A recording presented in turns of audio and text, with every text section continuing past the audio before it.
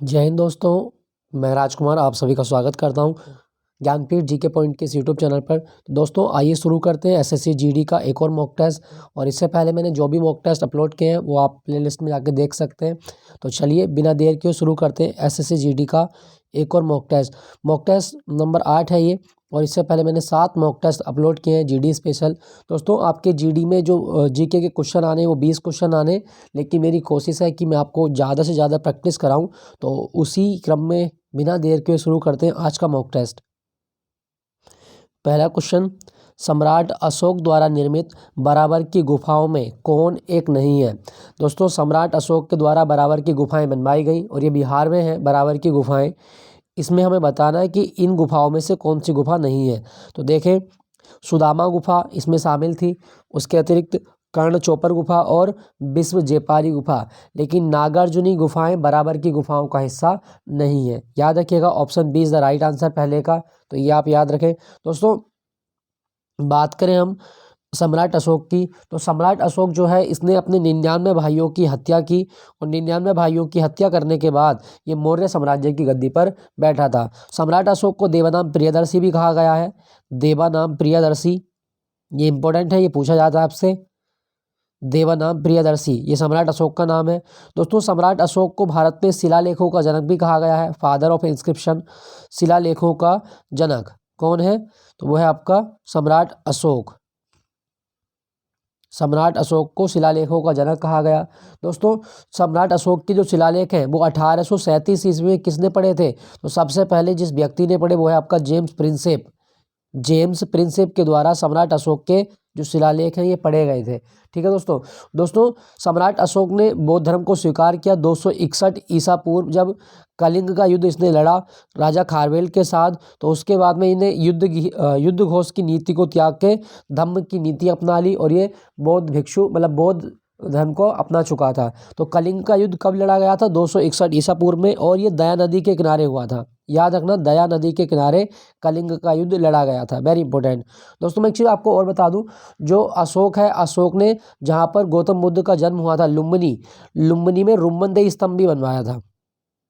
लुम्बिनी का रुम्मनदेही स्तंभ ये क्या बताता है, तो ये बताता है बुद्ध के जन्म की घटना को। ये आप याद रखना, बुद्ध के जन्म की घटना लुम्बिनी में रुम्मनदेही स्तंभ पे चिन्हित की गई है, वेरी इंपॉर्टेंट। तो ये आप याद रखिएगा। बराबर की गुफाएं किस राज्य में, बिहार में। किसने बनवाई थी, सम्राट अशोक ने। चलिए अगला क्वेश्चन, निम्नलिखित में से किस जैन तीर्थंकर के अनुयायी निग्रंथ कहलाते थे। तो कौन सा जैन तीर्थंकर है जिसके अनुयायियों को निग्रंथ कहा गया है। दोस्तों वैसे हम देखें तो जो भगवान महावीर स्वामी हैं इनके अनुयायी भी निग्रंथ कहलाते हैं, और इन ऑप्शन के अनुसार जो आपके पार्श्वनाथ हैं, पार्श्वनाथ के अनुयायी भी क्या कहलाते हैं, निग्रंथ कहलाते हैं। ठीक है दोस्तों। दोस्तों ये जो पार्श्वनाथ है ये जैन धर्म के कौन से तीर्थंकर हुए, तो पार्श्वनाथ जैन धर्म के 23वें तीर्थंकर हुए हैं। अरिष्टनेमी, दोस्तों अरिष्टनेमी की बात करें तो ये जो है वो आपके 22वें हैं। और उसके बाद में देखें अजीतनाथ, अजीतनाथ जैन धर्म के दूसरे तीर्थंकर हुए हैं, और ऋषभदेव जैन धर्म के प्रथम तीर्थंकर हुए हैं, याद रखना। ठीक है दोस्तों। दोस्तों जैन धर्म का वास्तविक संस्थापक किसे माना गया, भगवान महावीर स्वामी को माना गया। और महावीर स्वामी जो है, महावीर स्वामी इन्हें जिन कहा गया है। जिन, जिन का मतलब है जिसने अपनी इंद्रियों पर विजय प्राप्त कर ली है, वो जिन है आपका। क्लियर हुआ। चलिए अगला क्वेश्चन की ओर। तो ये आप याद रखिएगा, निग्रंथ किसके अनुयायी है, पार्श्वनाथ के अनुयायी है।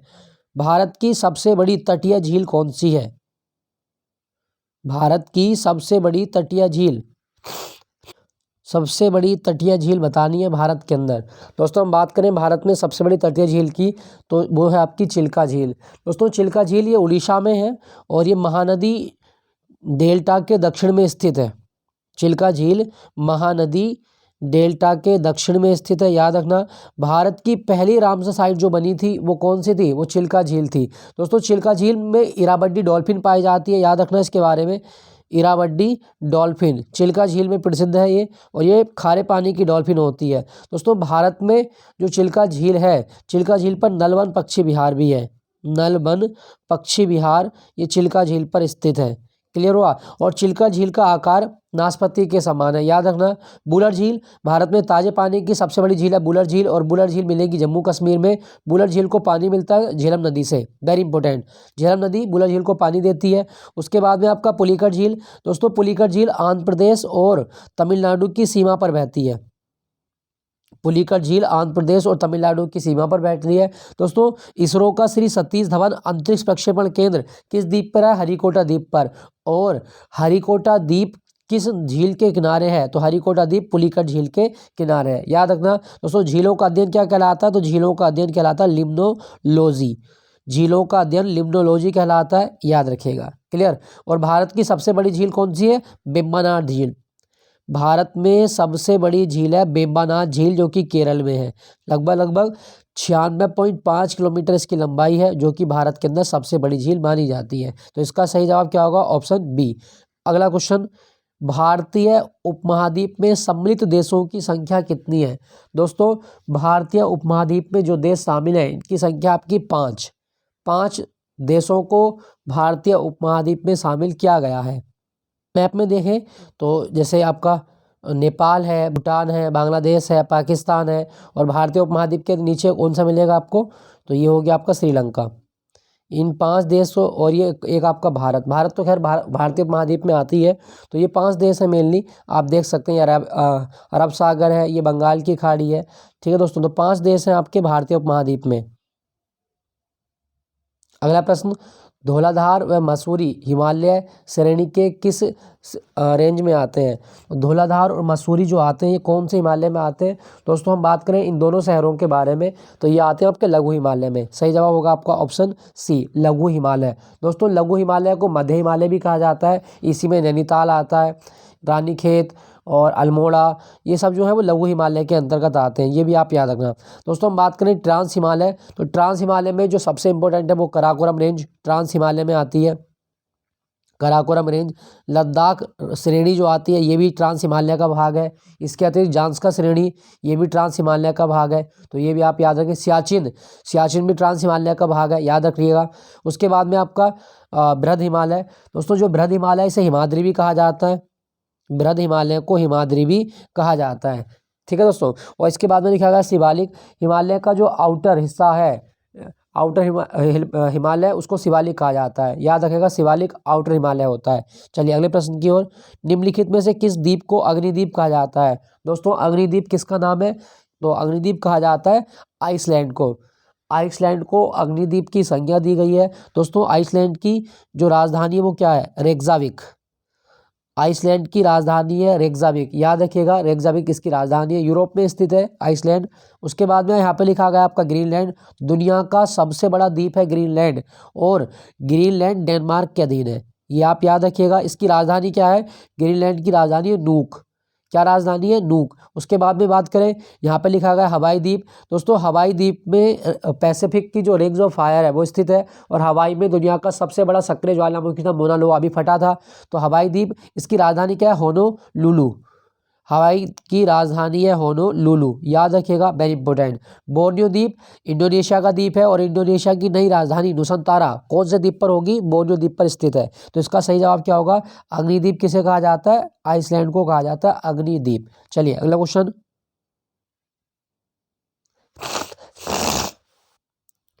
क्वेश्चन 7, मुंबई हाई में ONG के द्वारा तेल उत्पादन की शुरुआत पहली बार कब की गई? तो दोस्तों मुंबई में जो बॉम्बे हाई है, ONGC के द्वारा पहली बार तेल उत्पादन कब किया गया था? 1974 में। 1974 में तेल उत्पादन किया गया था। दोस्तों क्या आपको पता है कि भारत में पहला तेल का कुआं कहाँ खोदा गया था? तो वर्ष 1867 में असम के माकूम में पहला तेल कुआं खोदा गया था, ये आप याद रखिएगा। वर्ष 1867 असम का माकूम में पहला तेल का कुआं खोदा गया, वेरी इंपॉर्टेंट।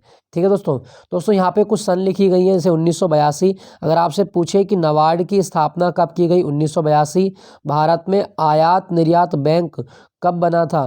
तो भारत में आयात निर्यात बैंक की स्थापना भी की गई थी 1982 में, याद रखिएगा। 1982 नाबार्ड की स्थापना और 1982 आयात निर्यात बैंक की स्थापना की गई थी। यहाँ पे और लिखा गया आपका 1986 भारत में पर्यावरण संरक्षण अधिनियम कब लाया गया था? तो 1986 में पर्यावरण संरक्षण अधिनियम लाया गया था। वेरी इंपॉर्टेंट, याद रखिएगा। ठीक है दोस्तों, यहाँ पे लिखा गया 1960 सिंधु नदी समझौता कब हुआ था भारत और पाकिस्तान के बीच में? 1960। और भारत में केंद्रीय जल प्रदूषण निषेध अधिनियम कब लाया गया? 1974। और भारत ने अपना पहला परमाणु परीक्षण पोखरण 1 के नाम से कब किया था? 1974 में। तो सही जवाब होगा इसका बॉम्बे हाई ने 1974 से स्टार्ट किया था तेल निकालना। अगला प्रश्न, किस मिट्टी में कैपिलरी की क्रिया सबसे अधिक प्रभावशाली होती है? हमें बताना है इसका आंसर।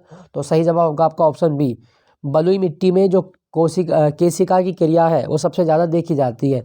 दोस्तों बलुई मिट्टी है हल्की मिट्टी होती है, हल्की मिट्टी, और चट्टानों के अपक्षय के कारण बलुई मिट्टी का निर्माण होता है। चट्टानों के अपक्षय के कारण बलुई मिट्टी का निर्माण होता है, ये भी आप याद रखिएगा। दोस्तों यहाँ पे ऑप्शन में लिखा गया चिकनी मिट्टी। सबसे ज़्यादा जल धारण क्षमता किसकी होती है? तो सबसे ज़्यादा जल धारण क्षमता जो होती है वो चिकनी मिट्टी की होती है। मैक्सिमम जो जल को रिसीव करने की क्षमता वो चिकनी मिट्टी की होती है। दोस्तों क्या आपको पता है कि भारत की सबसे उपजाऊ मिट्टी कौन सी है? तो भारत की सबसे उपजाऊ मिट्टी है जलोढ़, एलुवियल, इसे एलुवियल कहा जाता है। तो ये भारत की सबसे उपजाऊ मिट्टी है। याद रखना जलोढ़ 2 प्रकार की होती है, एक खादर और एक बांगर। नई जलोढ़ को खादर कहा जाता है और पुरानी जलोढ़ को बांगर कहा जाता है। अच्छा, मिट्टी दिवस कब होता है? तो विश्व मृदा दिवस ये कल था, 5 दिसंबर को विश्व मृदा दिवस मनाया जाता है। 5 दिसंबर को विश्व मृदा दिवस मनाया जाता है। Very important. अगला प्रश्न, भारत में अंतरिक्ष कार्यक्रम की शुरुआत किस वर्ष की गई थी? भारत में अंतरिक्ष कार्यक्रम की शुरुआत हुई 1962 में। याद रखना दोस्तों 1962 में एक संस्था बनी जिसका नाम था इनकोस्पर। क्या नाम था इसका? इस संस्था का नाम है इनकोस्पर। और इनकोस्पर का जो संस्थापक है वो थे आपके डॉक्टर होमी जहांगीर भाभा। और इनकोस्पर के पहले अध्यक्ष थे डॉक्टर विक्रम साराभाई। विक्रम साराभाई ये इनकोस्पर के पहले अध्यक्ष थे और ये 1962 में बनी थी। इसका मतलब है Indian National Committee for Space Research, Indian National Committee for Space Research, INCOSPAR. 1962 में इनकोस्पर बनी और यही इनकोस्पर आगे चल के किस नाम से जानी गई? तो इसे क्या नाम मिला? 15 अगस्त 1969 को इनकोस्पर को नाम दिया गया इसरो का। किसका नाम मिला? इसरो का। किसके सहयोग से? तो विक्रम साराभाई के सहयोग से इनकोस्पर को नाम मिला ISRO, Indian Space Research Organisation. और वर्तमान में ये भारत की सबसे बड़ी स्पेस एजेंसी है, आप याद रखिएगा। तो भारत में अंतरिक्ष कार्यक्रम की शुरुआत कब हो गई थी? 1962 में हो गई थी। क्लियर। उसके बाद में लिखा गया 1969, तो इसरो की स्थापना हुई 1969 में, याद रखिएगा। दोस्तों 1972 में क्या हुआ था? 1972 में भारत में वन्यजीव संरक्षण अधिनियम लाया गया था। वन्यजीव संरक्षण अधिनियम कब लाया गया? तो वन्यजीव संरक्षण अधिनियम 1972 में लाया गया था। 1962 दोस्तों 1962 की एक घटना और याद रखना, हमारी संसद में शून्यकाल की शुरुआत हुई थी। संसदीय प्रणाली में शून्यकाल की शुरुआत कब हुई? 1962 में तो हुई थी, ये आप याद रखिएगा। चलिए अगला क्वेश्चन,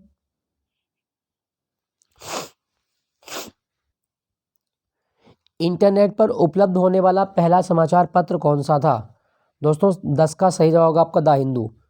इंटरनेट पर उपलब्ध होने वाला पहला समाचार पत्र था द हिंदू, याद रखिएगा। दोस्तों भारत में अंग्रेजी का पहला समाचार पत्र कौन सा है? Bengal gazette.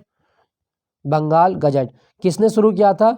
James Agusta Hickey के द्वारा बंगाल गजट की शुरुआत की गई और ये अंग्रेजी भाषा का भारत में पहला समाचार पत्र माना जाता है। क्या आपको पता है कि भारत में हिंदी का पहला समाचार पत्र कौन सा था? दोस्तों याद रखिएगा, उदंत मार्तंड। उदंत मार्तंड भारत में हिंदी का पहला समाचार पत्र था, याद रखें। और ये कब स्टार्ट हुआ था? ये 1826 में स्टार्ट किया गया था, सॉरी 1830 में। 1830 में स्टार्ट किया गया था उदंत मार्तंड, 26 अप्रैल को, याद रखिएगा। चलिए अगला क्वेश्चन, वन महोत्सव की शुरुआत किसने की थी? दोस्तों वन महोत्सव भारत में मनाया जाता है 1 जुलाई से 7 जुलाई तक। और 1950 में तत्कालीन जो कृषि मंत्री थे, खाद्य मंत्री थे, वो थे आपके के.एम. मुंशी, कन्हैयालाल मणिकलाल मुंशी, इनके द्वारा वन महोत्सव की शुरुआत की गई थी। तो सही जवाब होगा 11 का सी, के.एम. मुंशी के द्वारा वन महोत्सव की शुरुआत की गई। 1 से 7 जुलाई तक भारत में वन महोत्सव मनाया जाता है। 1950 से ये मनाया जाता है। क्लियर। उसके बाद में यहाँ पे लिखा गया सुंदरलाल बहुगुणा। दोस्तों भारत में जो चिपको आंदोलन चलाया गया था, इसके प्रवर्तक कौन है? तो चिपको आंदोलन के प्रवर्तक हैं सुंदरलाल बहुगुणा। और चिपको आंदोलन चमोली जिले से स्टार्ट हुआ था।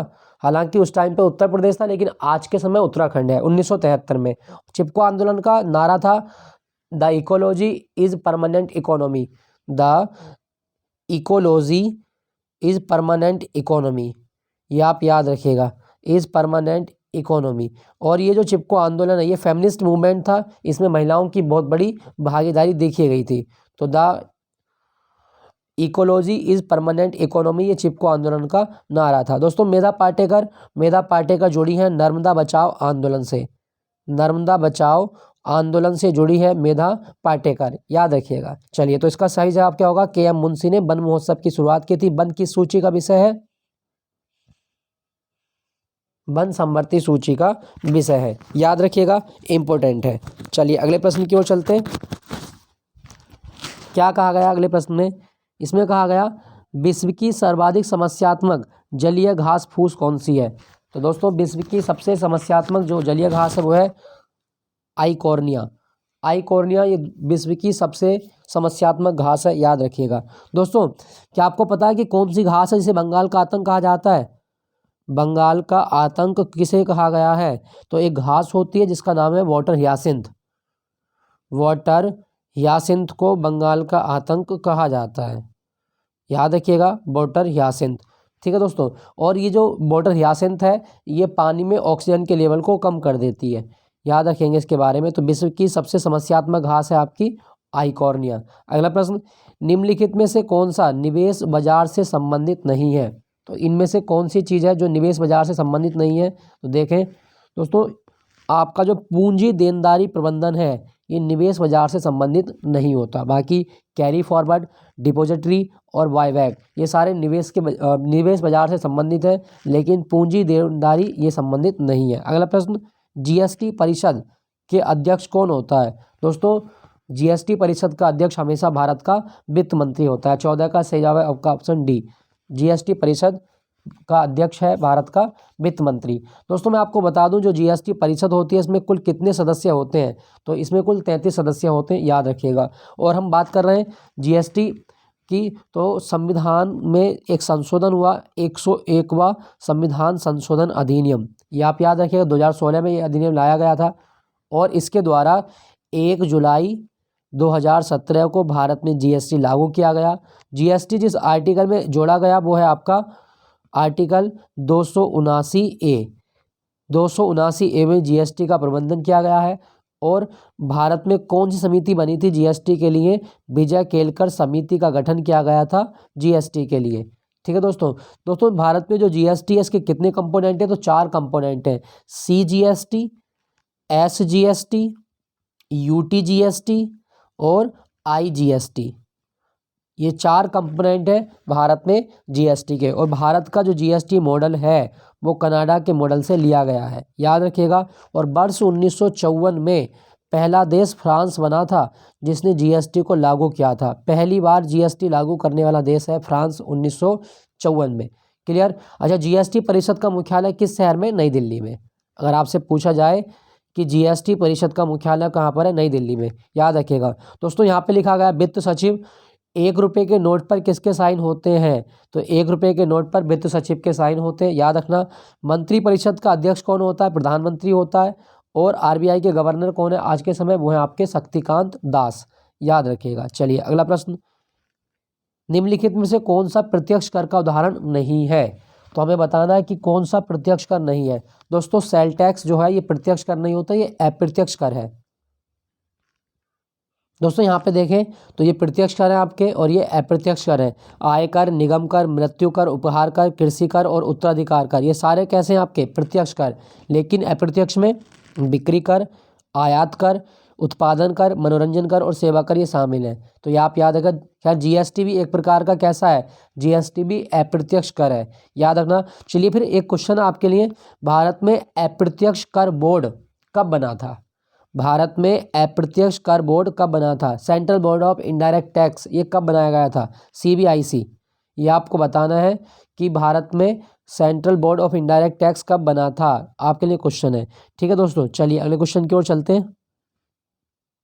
तो इसका सही जवाब क्या होगा आपका? ऑप्शन 15 का। तो इसका होगा बिक्री कर। सेल टैक्स जो है भाई प्रत्यक्ष कर नहीं है। दोस्तों क्या आपको पता है कि भारत में आयकर दिवस कब होता है? भारत में राष्ट्रीय आयकर दिवस कब होता है? 24 जुलाई को आयकर दिवस मनाया जाता है। Very important. अगला प्रश्न, निम्नलिखित अर्थशास्त्रियों में किसने कहा था अर्थशास्त्र आदर्श विज्ञान है? तो अर्थशास्त्र को आदर्श विज्ञान की संज्ञा दी है मार्शल ने, याद रखिएगा, मार्शल के द्वारा दी गई। एडम स्मिथ के द्वारा एक किताब लिखी गई है wealth of nation, very important. Wealth of nation किसके द्वारा लिखी गई है? तो वेल्थ ऑफ नेशन लिखने वाला व्यक्ति है एडम स्मिथ, याद रखिएगा। चलिए अगला क्वेश्चन की ओर चलते हैं। भारतीय संविधान के किस अनुच्छेद के अंतर्गत नियंत्रक एवं महालेखा परीक्षक की नियुक्ति की गई है? दोस्तों सीएजी की नियुक्ति जो लिखी गई है controller and account general of India, अनुच्छेद 148 में लिखी गई है। ये आप याद रखिएगा। आर्टिकल 148 में कैग की नियुक्ति का प्रावधान है। दोस्तों भारत में कैग का पद कहाँ से लिया गया? ब्रिटेन के संविधान से लिया गया। कैग का काम है भारत सरकार के खातों की ऑडिटिंग करना, भारत सरकार के खातों की ऑडिटिंग करने का काम है कैग। और कैग जो है वो अपनी रिपोर्ट किसको सौंपता है? राष्ट्रपति को। और राष्ट्रपति उस रिपोर्ट को संसद में रखवाता है और उस रिपोर्ट की समीक्षा करेगी संसद की लोक लेखा समिति। यहाँ पे लिखा गया आपका अनुच्छेद 76, भारत में महान्यायवादी यानी कि अटार्नी जनरल का जो पद है वो कौन से आर्टिकल में है? तो वो है आपका अनुच्छेद 76। अनुच्छेद 131 में क्या है? सुप्रीम कोर्ट की जो ओरिजिनल ज्यूरिडिक्शन है उसके बारे में बात की गई है, याद रखना। राष्ट्रपति का अध्यादेश लिखा गया आर्टिकल 123 में। अगला प्रश्न, कौन से संविधान संशोधन के द्वारा भूतपूर्व पुर्तगाली अंतर क्षेत्रों को भारत में शामिल कर केंद्र शासित प्रदेश का दर्जा दिया गया था?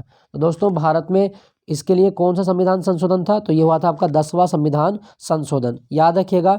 10वां संविधान संशोधन हुआ था। 10वां संविधान संशोधन है ये कब हुआ था? तो 10वां संविधान संशोधन हुआ था 1961 में। और इसके द्वारा जो दादरा नागर हवेली है इसे पुर्तगाल से लेकर केंद्र शासित प्रदेश का दर्जा दे दिया गया था, दादरा नागर हवेली। इसकी राजधानी क्या है?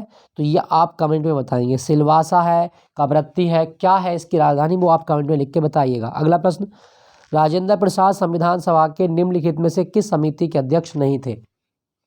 दोस्तों हम बात करें राजेंद्र प्रसाद जी की तो ये संविधान सभा के स्थायी अध्यक्ष बनाए गए थे 11 दिसंबर 1946 को। प्रक्रिया नियम समिति, वित्त एवं कर्मचारी समिति और संचालन समिति, इनमें से किसके अध्यक्ष ये नहीं थे? दोस्तों इसका सही जवाब होगा आपको ऑप्शन डी। जो अल्पसंख्यक समिति थी इसके अध्यक्ष राजेंद्र प्रसाद जी नहीं थे। फिर कौन थे अल्पसंख्यक समिति के अध्यक्ष? तो अल्पसंख्यक समिति के अध्यक्ष थे सरदार पटेल। सरदार पटेल जो थे ये अल्पसंख्यक समिति के अध्यक्ष थे। साथ साथ जो फंडामेंटल राइट्स मौलिक अधिकारों की समिति थी उसके जो अध्यक्ष थे वो भी कौन थे? सरदार पटेल थे। ये भी आप याद रखें। दोस्तों हमारे संविधान सभा में जो कुल समितियां बनी छोटी बड़ी कुल मिला के वो कितनी थी? 22 थी। और जिसमें से मुख्य समिति कौन सी थी? वो 8 थी। इनमें से एक प्रारूप समिति थी जिसके अध्यक्ष कौन थे? Doctor BR Ambedkar. तो प्रारूप समिति कब बनी थी? 29 अगस्त 1947 को बनी थी। ये आप याद रखना, 29 अगस्त 1947 को प्रारूप समिति का गठन हुआ और इसमें 7 सदस्य हैं। प्रारूप समिति में कितने सदस्य थे? 7। दोस्तों भारत में जो संविधान सभा थी ये किसके तहत बनी थी? कैबिनेट मिशन प्लान के तहत बनाई गई थी, याद रखना। कैबिनेट मिशन प्लान के तहत भारत की संविधान सभा बनाई गई है। 1946 में कैबिनेट मिशन भारत आया था, इसके तहत ये बनी थी। अगला प्रश्न, ब्रिटिश भारत ने कानून निर्माण प्रक्रिया में भारतीय प्रतिनिधियों को शामिल करने की शुरुआत किस अधिनियम के द्वारा की गई है? तो ये आपको बताना है। तो भारतीयों को शामिल करने की बात की गई थी भारत परिषद अधिनियम 1861 में। सही जवाब है आपका ऑप्शन बी, भारत परिषद अधिनियम 1861। 1992 लिखा गया भारत में अप्रत्यक्ष चुनाव प्रणाली की शुरुआत कब हुई थी? तो भारत में अप्रत्यक्ष चुनाव प्रणाली की शुरुआत हुई 1892 में। फिर प्रत्यक्ष चुनाव प्रणाली, दोस्तों प्रत्यक्ष चुनाव प्रणाली की शुरुआत हुई थी वर्ष 1919 में। प्रत्यक्ष चुनाव 1919 में शुरू किए गए थे और 1919 के द्वारा द्विसदनीय विधायिका की स्थापना भी की गई थी। अगले प्रश्न की ओर चलते हैं। इसमें कहा गया किस अनुच्छेद के अंतर्गत राज्यों में पंचायतों का चुनाव कराया जाता है? तो दोस्तों हमें बताना है। तो सिंपल सी बात करें कि राज्य निर्वाचन आयोग की बात कौन से आर्टिकल में है? अनुच्छेद 243 के तहत राज्य निर्वाचन आयोग की बात की गई है और पंचायतों का चुनाव राज्य निर्वाचन आयोग ही कराता है। उसके बाद में यहाँ पे लिखा गया अनुच्छेद 243D, पंचायतों में आरक्षण की बात की गई है अनुच्छेद 243D के अंतर्गत। उसके बाद में अनुच्छेद 243C, इसमें क्या लिखा गया?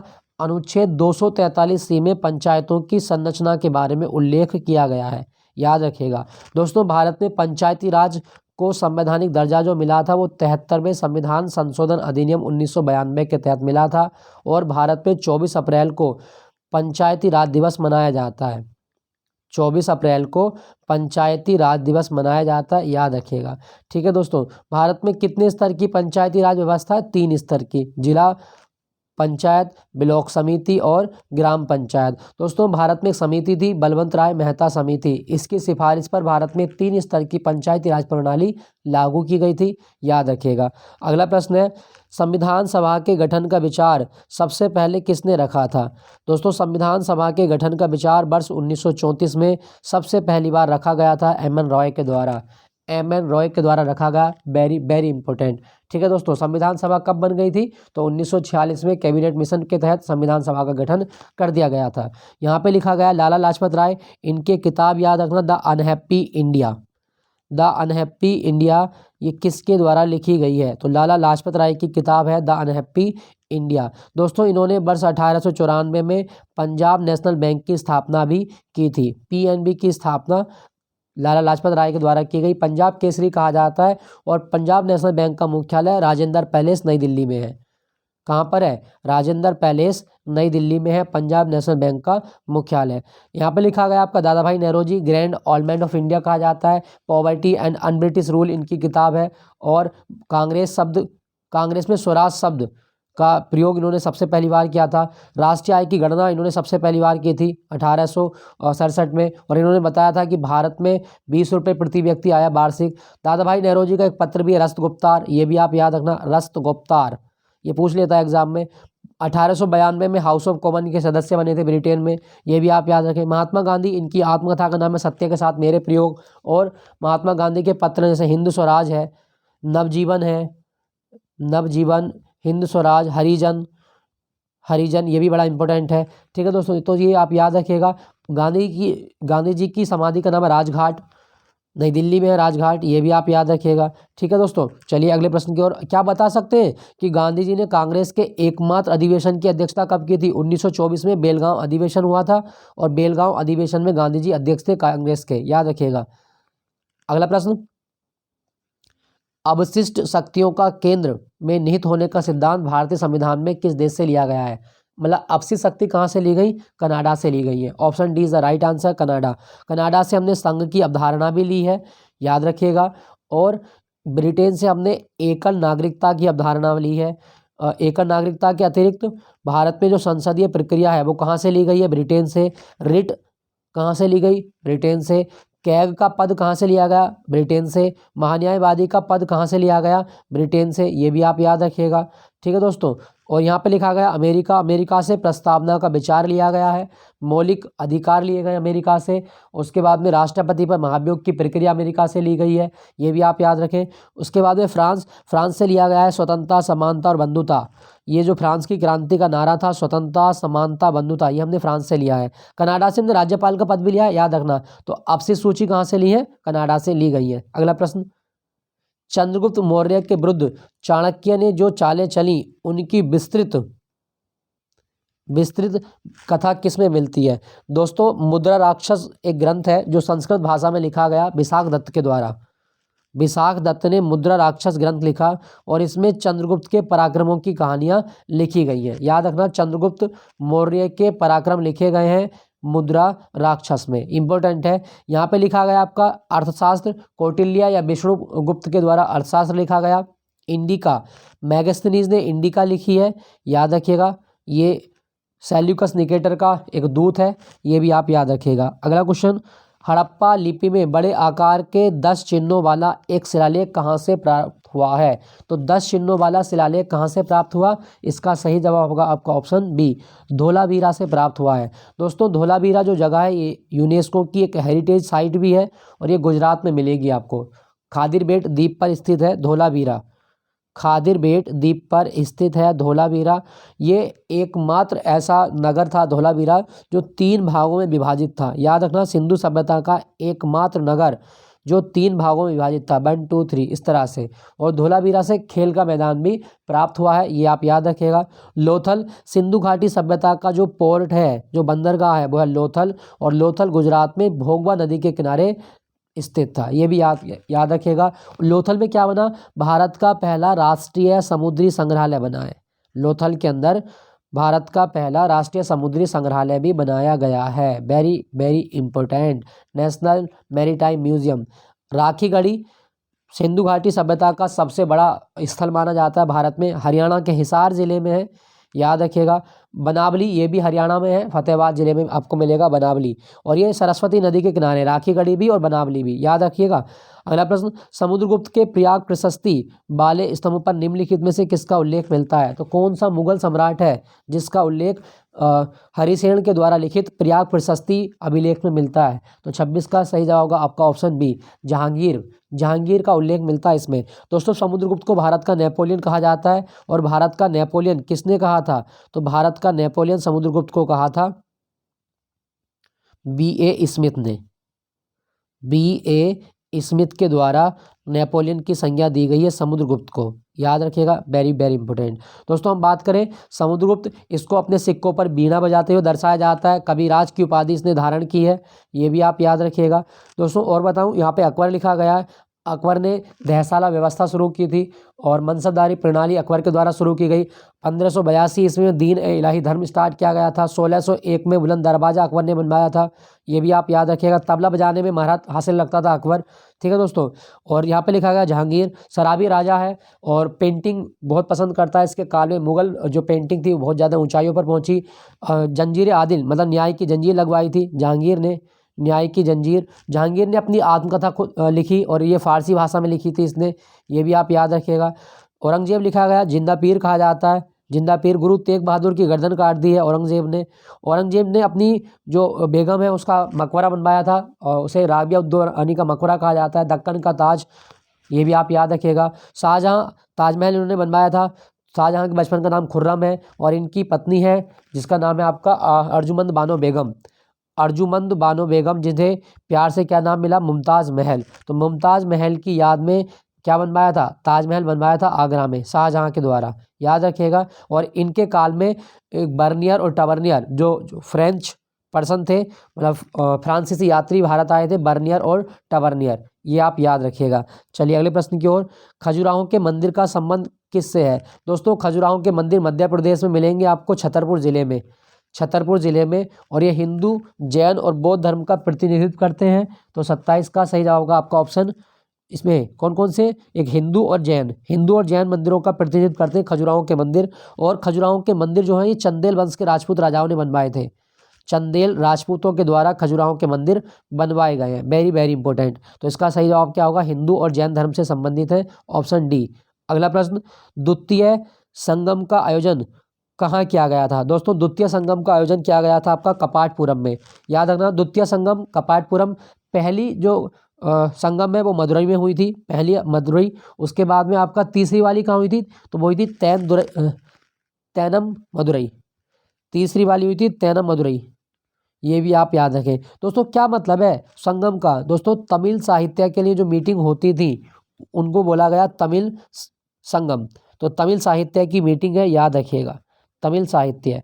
दोस्तों तमिल को 2004 में शास्त्रीय भाषा का दर्जा दिया गया था। अगला प्रश्न, इसमें कहा गया गुलरुखी के शीर्षक से फारसी में कविताएं किसने लिखी हैं? दोस्तों सही जवाब होगा आपका ऑप्शन ए सिकंदर लोदी के द्वारा गुलरुखी के नाम से कविताएं लिखी गई। दोस्तों 1504 ईस्वी में सिकंदर लोदी ने आगरा नगर की स्थापना की थी, याद रखिएगा, वेरी वेरी इंपॉर्टेंट। उसके बाद में इब्राहिम लोदी, ये लोदी वंश का अंतिम शासक है और पानीपत के प्रथम युद्ध में बाबर के द्वारा इसकी हार होती है और पानीपत के प्रथम युद्ध के बाद जो दिल्ली सल्तनत थी उसका अस्तित्व खत्म हो जाता है और भारत में एक नया वंश स्थापित होता है, मुगल वंश। तो मुगल साम्राज्य की स्थापना पानीपत के प्रथम युद्ध के बाद 1526 ईस्वी में बाबर के द्वारा की गई थी, याद रखिएगा। चलिए अगला क्वेश्चन, निम्नलिखित में से किसने अंग्रेजी स्वर्ण मुद्रा को भारत की कानूनी मुद्रा घोषित किया था? तो भारत में जो अंग्रेजी स्वर्ण मुद्रा है इसको कानूनी मुद्रा घोषित करने वाला था लॉर्ड कर्जन। लॉर्ड कर्जन, इसने 1905 ईस्वी में बंगाल का विभाजन भी किया था, बंगाल का विभाजन, ये भी आप याद रखना। दोस्तों जो कर्जन है इसकी किताब आपसे पूछी जाएगी, the problem of the east, किसकी किताब है? तो the problem of the east किताब लिखी किसने? लॉर्ड कर्जन ने। The problem of the east Curzon के द्वारा लिखी गई है, क्लियर। अब यहाँ पे लिखा गया है आपका लॉर्ड डफरिन। लॉर्ड डफरिन के काल में आईएनसी बनी थी 1885 में, ये भी आप याद रखिएगा। लॉर्ड रिपन लिखा गया है, भारत में स्थानीय स्वशासन का जनक है रिपन। 1881 में पहली जो नियमित जनगणना थी वो किसके काल में शुरू हुई? लॉर्ड रिपन के काल में। इसके काल में इल्बर्ट बिल भी आया था, नियमित जनगणना इल्बर्ट बिल, और इसने पहला जो कारखाना अधिनियम था वो इसी के टाइम में आया था। रिपन को नाइटिंगेल के द्वारा भारत के उद्धारक की संज्ञा भी दी गई थी, याद रखिएगा। तो इसका सही जवाब क्या है? स्वर्ण मुद्रा को कानूनी मुद्रा बनाया था लॉर्ड कर्जन ने। अगला प्रश्न 31, व्यापार संबंधी बौद्धिक संपत्ति अधिकारों के निम्न विषय हैं, तो आपको बताना है। तो इसका सही जवाब होगा आपका व्यापार, मार्का, औद्योगिक परिरूप और भौगोलिक संकेत, ये सारे जो हैं वो बौद्धिक संपत्ति के अधिकार हैं, याद रखिएगा। 1, 2, 3।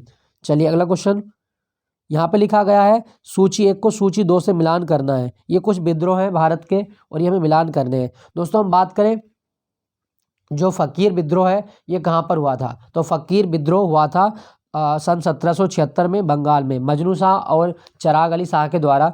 कूका विद्रोह हुआ था पंजाब में। कूका विद्रोह कब हुआ था? पंजाब में 1870-71 के आसपास हुआ है ये, पंजाब में। मोपला विद्रोह ये केरल में हुआ है 1921 में, मोपला विद्रोह। उसके बाद में खासी विद्रोह ये असम में या मेघालय में हुआ था 1833 में। 1833 में एक बार दोबारा देख लेते हैं, फकीर विद्रोह बंगाल में, कूका विद्रोह पंजाब में, मोपला विद्रोह केरल में और खासी विद्रोह मेघालय या असम में। तो इसका सही जवाब क्या बनेगा? इसका सही जवाब बनेगा 1, 3, 1, 3 मोपला 2 से, 2 खासी 4 से, 1, 3, 2, 4, 1, 3, 2, 4। इसका सही जवाब है आपका ऑप्शन सी, 1, 3, 2, 4। अगले प्रश्न की ओर चलते हैं, वीमेंस इंडिया एसोसिएशन के संस्थापक कौन थे? दोस्तों वीमेंस इंडिया एसोसिएशन 1927 में बनाई गई और इसके संस्थापक थे लेडी सदाशिव अय्यर। लेडी सदाशिव अय्यर, और ये कहाँ पे बनी थी? मद्रास में बनी थी, मद्रास, जिसको आप आज के समय चेन्नई बोलते हो। दोस्तों यहाँ पे लिखा गया ज्योतिबा फूले। ज्योतिबा फूले ने वर्ष 1873 में सत्य शोधक समाज की स्थापना की थी। वर्ष 1873 सत्य शोधक समाज, ज्योतिबा फूले। और इनकी किताब है गुलामगिरी, जो मराठी भाषा में लिखी गई, गुलामगिरी। तो गुलामगिरी को लिखने वाला व्यक्ति कौन है? वो है आपके ज्योतिबा फूले। इन्होंने जो दलित समुदाय है या महिलाएं हैं उनके अधिकारों के प्रति, उनके उत्थान के प्रति सत्य शोधक समाज की स्थापना की थी। एनी बेसेंट, दोस्तों एनी बेसेंट ये आयरलैंड से आई हैं भारत में और भारतीय राष्ट्रीय कांग्रेस की पहली महिला अध्यक्ष बनी थी 1917 के आईएनसी सेशन में। एनी बेसेंट ने भारत में एक लीग स्टार्ट की थी, होम रूल लीग। सितंबर 1916 में होम रूल लीग चलाई थी इन्होंने, ये भी आप याद रखिएगा, ठीक है दोस्तों। उसके बाद में अगले क्वेश्चन की ओर चलते हैं, कौन सा एल्यूमिनियम का अयस्क है? दोस्तों एल्यूमिनियम का सबसे इंपॉर्टेंट अयस्क है बॉक्साइट। बॉक्साइट का सूत्र है Al2O3 × 2H2O। उसके बाद में डायस्पोर भी एल्यूमिनियम का अयस्क है, याद रखिएगा, और इसका सूत्र होता है Al2O3 × H2O। उसके बाद में कोरंडम इसका सूत्र क्या होता है, इसका सूत्र होता है Al2O3।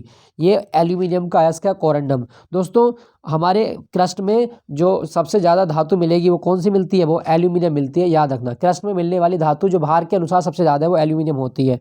इसमें लिखा गया है किसेटेराइट, जो टिन है, टिन का अयस्क है किसेटेराइट। याद रखिएगा, किसेटेराइट। अगला प्रश्न, पुराने तेल चित्रों को फिर से उभारने के लिए किसका प्रयोग किया जाता है। दोस्तों पुराने तेल चित्रों को उभारने के लिए जिसका प्रयोग होता है वो है आपका हाइड्रोजन पेरोक्साइड, H2O2, इसका प्रयोग किया जाता है। दोस्तों ये जो H2O2 है ये ब्लीचिंग क्रीम जो होती है उसमें भी मिलाई जाती है और ये ऑक्सीकरण का कार्य करती है। रंग उड़ा देगी पत्तियों का, चेहरे का, जो बाल मतलब सुनहरे हो जाते हैं ब्लीचिंग के दौरान, वो क्या होता है उसमें, उसमें हाइड्रोजन पेरोक्साइड होता है। दोस्तों यहाँ पे लिखा गया है सल्फ्यूरिक अम्ल, इसे किंग ऑफ केमिकल कहा जाता है, H2SO4। बैटरी जो होती है उसमें कौन सा अम्ल डाला जाता है, तो लेड बैटरियों में सल्फ्यूरिक अम्ल का प्रयोग किया जाता है। किंग ऑफ केमिकल सल्फ्यूरिक अम्ल, वेरी इंपॉर्टेंट। निम्नलिखित में से आवर्त सारणी में किस विलोक के सभी तत्व धातुएं हैं। तो दोस्तों आवर्त सारणी में सभी तत्व धातुएं हैं और वो है आपके एफ विलोक में। एफ विलोक के सारे तत्व क्या हैं, वो है आपके धातु। दोस्तों हम बात करें आवर्त सारणी, तो दुनिया में पहली आवर्त सारणी मेंडलीव के द्वारा बनाई गई थी, मेंडलीव। और मेंडलीव की आवर्त सारणी का जो आवर्त तत्वों का आवर्त गुण है वो परमाणु भारों के समान होता है। तो ये तो जो बात थी वो धीरे धीरे गलत साबित हो गई। और वर्तमान में जो आधुनिक आवर्त सारणी है वो किसने दी थी, मोजले के द्वारा दी गई है, मोजले। याद रखिएगा। और इसके अनुसार तत्वों का आवृत्ति गुण उनका परमाणु क्रमांक पर निर्भर करता है, परमाणु क्रमांक। दोस्तों एक चीज याद रखना, जो मेंडलीव की आवर्त सारणी है उसमें कुल कितने तत्व थे, तो मेंडलीव की आवर्त सारणी में 63 तत्व थे और मेंडलीव की आवर्त सारणी में कितने आवर्त थे, 7 आवर्त और 9 समूह, 9 समूह, ये आप याद रखिएगा, 9 समूह। चलिए आपके लिए क्वेश्चन है कि कैल्कोजन या कैलोजन या कैल्कोजन, कैलोजन ये कौन से परिवार के तत्व है, कार्बन फैमिली है, ऑक्सीजन फैमिली है या नाइट्रोजन फैमिली है, कैलोजन किसे कहा जाता है। चलिए अगले क्वेश्चन की ओर।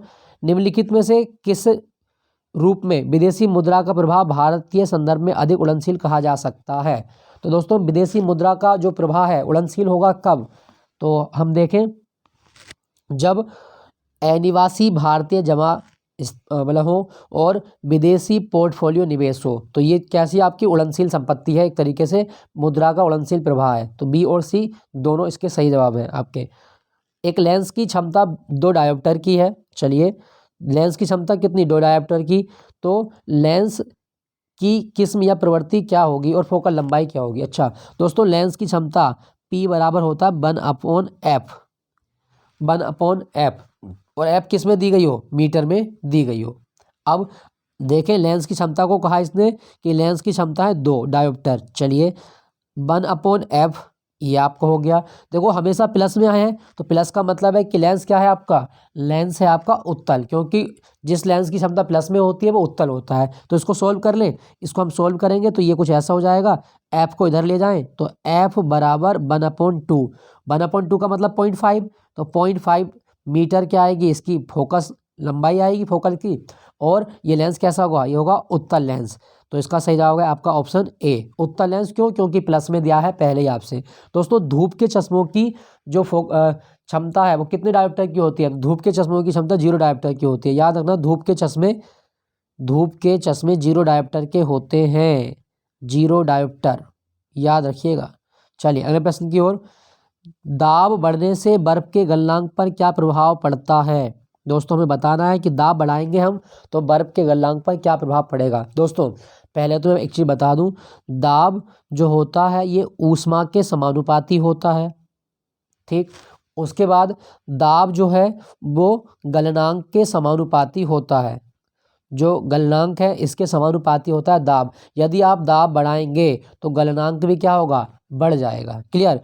अब जब हमसे पूछा कि दाब बढ़ने पर बर्फ के गलनांक पर क्या प्रभाव पड़ेगा, तो हमने अभी पढ़ा कि दाब समानुपाती है क्वथनांक के, और दाब समानुपाती है किसके, सॉरी उल्टा बता दिया मैंने, दाब जो होता है ये क्वथनांक के समानुपाती होता है, गलनांक के नहीं, क्वथनांक के।